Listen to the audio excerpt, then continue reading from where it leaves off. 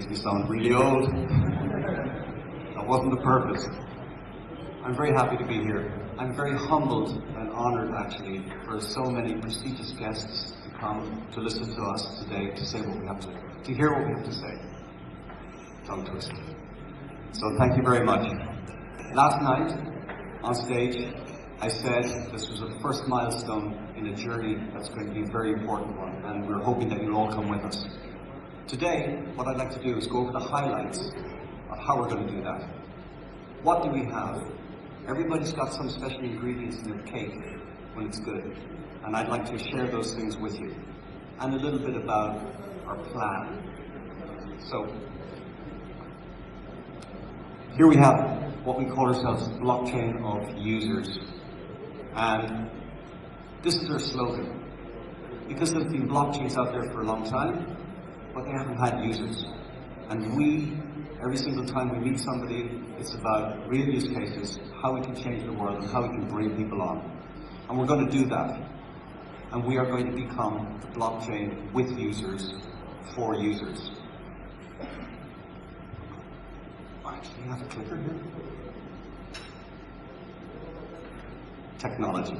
So before we start talking about the vision and the mission statement, I would like to share with you something called testnet. Now, for those of you who are not technical, testnet is when you switch it on, people start checking it out before, it's like the car's humming in the driveway, but we haven't yet left the drive.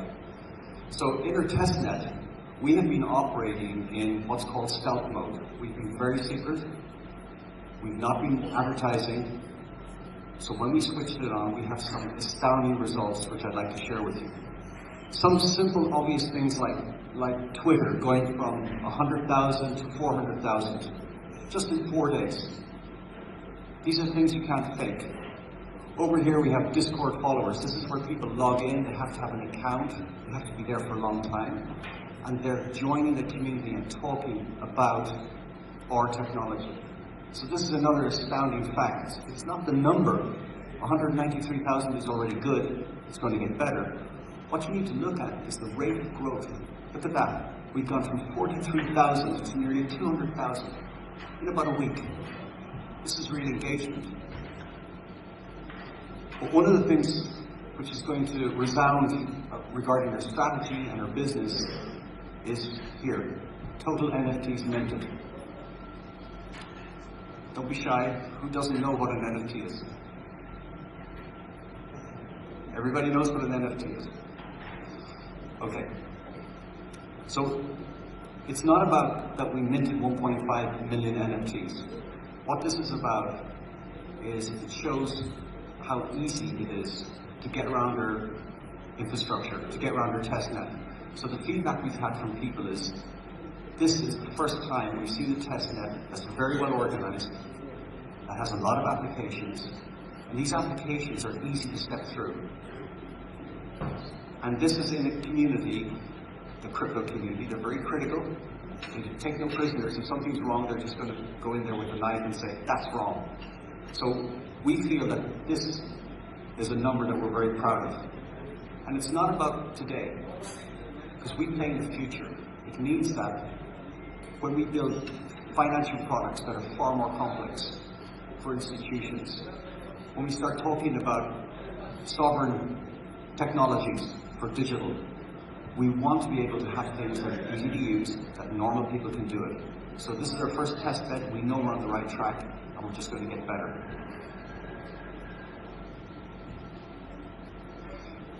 This is our mission and our vision. We, as a business, we're blockchain infrastructure. And our mission is to be the next generation blockchain infrastructure that will empower people to participate in the digital economy. Now, first of all, we're next generation. And I'll speak about this in the next couple of slides, why we're next generation. We can do things that other people can't do. And this is one of the beauties. But just alone, that's not going to work. So we have next generation blockchain technology, and we're infrastructure. We're not going to compete with our customers. We're not going to compete with our partners. We're going to supply the rails. And this is our value proposition, infrastructure. I'll come back towards this at the end of the presentation and explain it. Finally, we are going to empower people to participate in the new digital economy. We're going to empower people because we're going to have tools and products that are easy to use. We're going to empower people because there are people who are disenfranchised in the world. There are people in the African communities that we spoke to. There are people in the Far East that we've spoken to. And these people are disenfranchised. They don't have certain types of access, and we can bring that access to them. But it's not just there. Okay, this is one side. This is the humanitarian side. But on the other side, there's the hardcore business side. There are businesses out there today that have a lot of friction, they have a lot of costs. We can bring those frictions and we can bring those costs down, and we can empower those businesses to be better and to be more profitable. So, empowering people encapsulates all people. And when I speak about the digital economy, we can talk about digitizing the share or digitizing an equity, but there are other things that we haven't even thought about yet that is going to bring value. There are intangible assets that are not on balance sheets today that are going to come into the digital world. I'll give you one example. Manchester United Football Club has got 1.1 billion supporters. Can you imagine if you accrued that value into a token and now you empower that to the people so they can participate in the economy? So it's not just sport, you've got music, you have art communities, you have different types of interests. So the world of Web3 is going to change, and we are going to be helping that change for the better of mankind.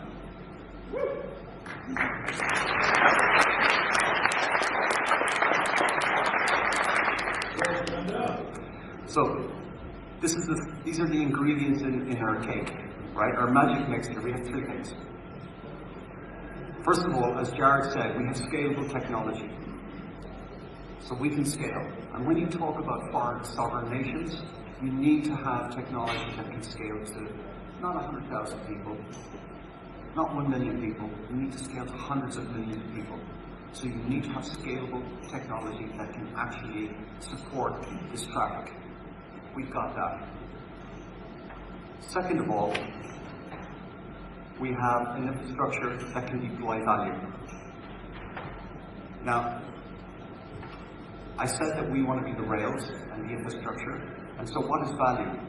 Alan Greenspan, it was in the 1990s, Alan Greenspan was quoted as saying that it's so hard to define what money is nowadays. You have so many different financial instruments out there that equal value. You've got assets, you've got different types of equities, you've got loans, debits, and now you have tokens, you have different types of money. You have the euro dollar and shadow banking, that's ledger money, that's worth trillions of dollars. So there's so much value out there today. One word describes a vast sea of wealth.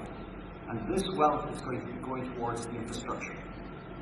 And we have certain types of technology that's natively built into a blockchain. That can deal with these complicated financial products. And finally, the most important thing is regulation.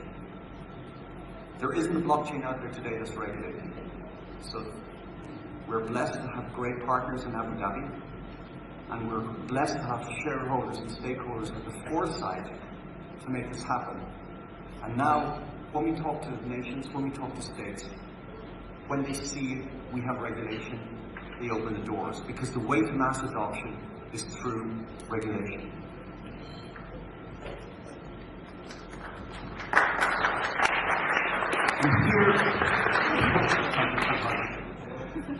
And here's a snapshot of some of the things that we're going to be carrying value on. Trade finance, remittance. Last week we were talking to some of our partners when we were down in Kenya about remittance rails. Again, like every time I take a taxi to work, it's quite frequently from Uganda, and I ask him how much money he sends home and how much it costs him. So these costs are quite high. It might seem insignificant for one taxi driver, but when you accrue hundreds of millions of taxi drivers and hundreds of millions of people sending money home, and you have all these middlemen taking a slice out of it, wouldn't it be great to solve some of these issues like remittance? And the scope is very wide. Okay, we have cross-border transactions, payment service providers. There's a whole vast array of different types of industries that we span, that we can add value to as we move forward in our infrastructure. So now let me bring it home. Talk about rails, talk about the infrastructure.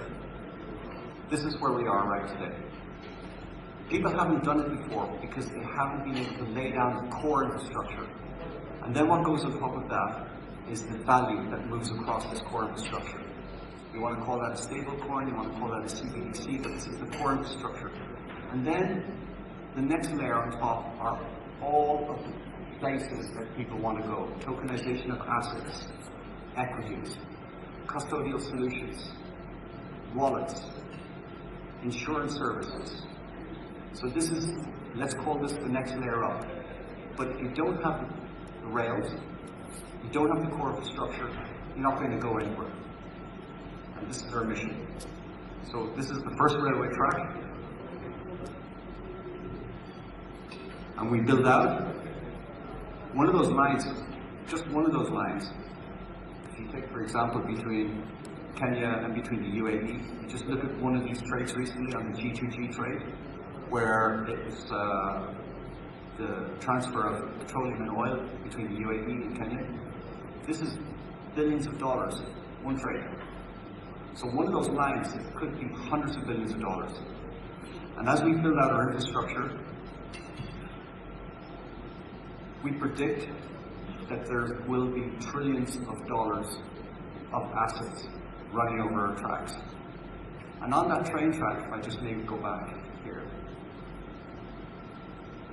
right? It doesn't matter if it's 50 chickens and 2 cows, okay? It could also be equities worth $150 billion in Goldman Sachs. But you need those trains to carry those assets. And that's what we want to do. Thank you very much.